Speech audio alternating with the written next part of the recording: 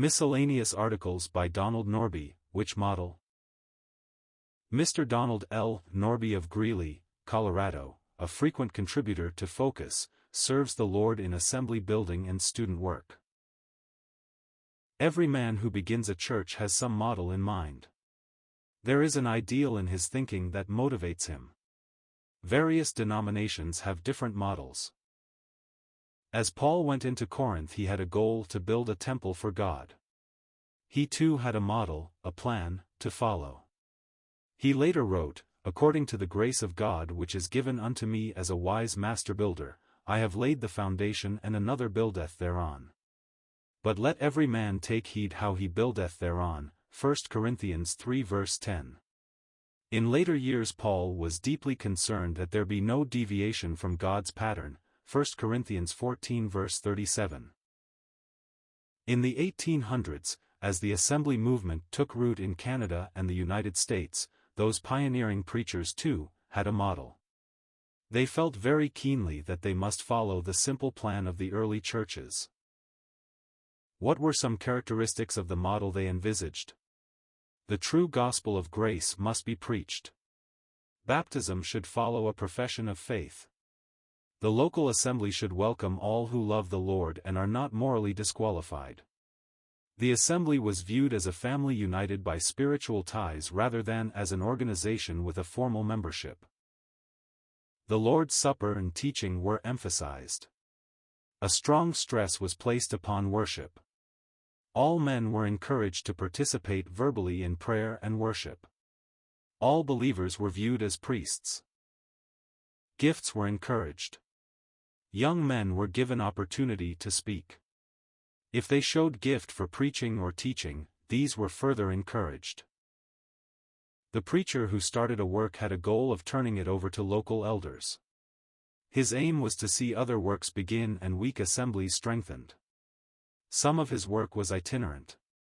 He never envisaged giving his time exclusively to one assembly on a permanent basis. Most assemblies tended to be smaller than denominational churches. Today a different model is being advanced as more practical and efficient. Smaller assemblies are viewed as weak and ineffective. The goal now is a large assembly of 200 or more. As groups get larger, they tend to function as organizations rather than as families. Administration becomes complex. It is more difficult for elders with regular employment to handle such a work. One or more permanent full-time workers are viewed as indispensable. And the tendency of the professional staff is to grow. Increasingly, in the larger assembly, more occupy a passive role. Good speakers are needed to hold a large audience. 1 hour at the breaking of bread means only a handful of all the men can participate. But the numbers are large and the crowd is exciting. Let us not deceive ourselves. These two models are different. But how do we choose? Is it all a matter of personal preference? In the June 1980 his magazine Virginia Owens writes, "The only question admitted as valid by the pragmatist is, does it work? Yet never before have we so desperately needed some guide, some scale of judgment for determining on grounds other than pragmatism, what is fitting and proper, in the original sense of that word, to an expression of the Christian faith," page 19. If one is committed to the principle that the New Testament church is not an anachronism, but a valid pattern for today, then he must discover the principles that guided the first-century churches. Pragmatism is not his guiding philosophy. The cradle of the early church was the synagogue, as Edersheim put it. Too often men view the early church through the spectacles of current church practice. One will get a much truer picture if he studies the synagogue first. The synagogue movement was widespread throughout the Roman Empire in the 1st century.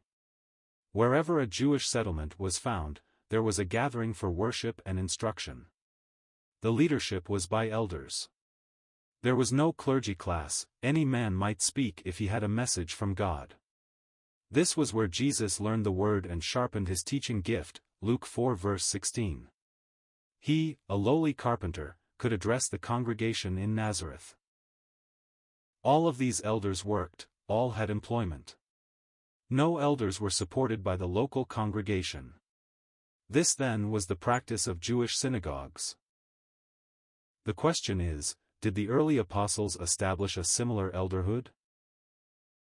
The early apostles or missionaries, the term is often used in this sense, viewed their ministry as wider than the local church.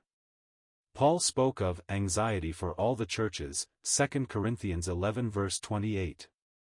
Their ministry was partially itinerant, in journeyings often, 2 Corinthians 11 verse 26. They were a unifying force between churches which had no external organization binding them together. When an apostle left a church he had established, he appointed no one elder to take his place.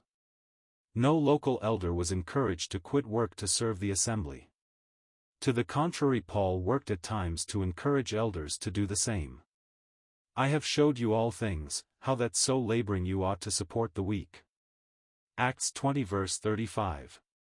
Peter writes to elders in the same tenor, feed the flock of God, willingly, not for filthy lucre, but of a ready mind, 1 Peter 5 verse 2.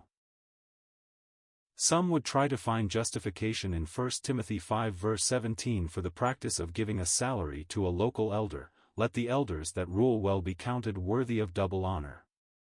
If this is a salary, it is a complete break with synagogue practice and the other teaching of the New Testament.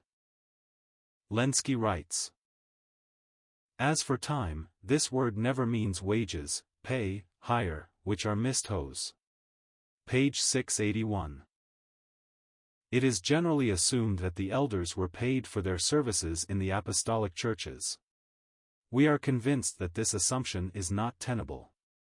The probability is that none of them were paid. The elders of the synagogue were not paid or salaried, page 683, R. C. H. Lenski, the interpretation of St. Paul's epistles to the Thessalonians, to Timothy, to Titus and to Philemon. Columbus, Ohio, Wartburg Press, 1946. Lenski is right concerning the early church. Missionaries, apostles, lived by faith, supported by God's people. Local elders were expected to earn their living and to shepherd the flock in their spare time. By sharing responsibilities, the needs of the flock could be met. Let us not play word games. One may choose the type of church organization he wishes. But we are not free to claim New Testament precedent for such if we depart from this simple pattern, and this writer is convinced God's ways are best for his people, and for his glory.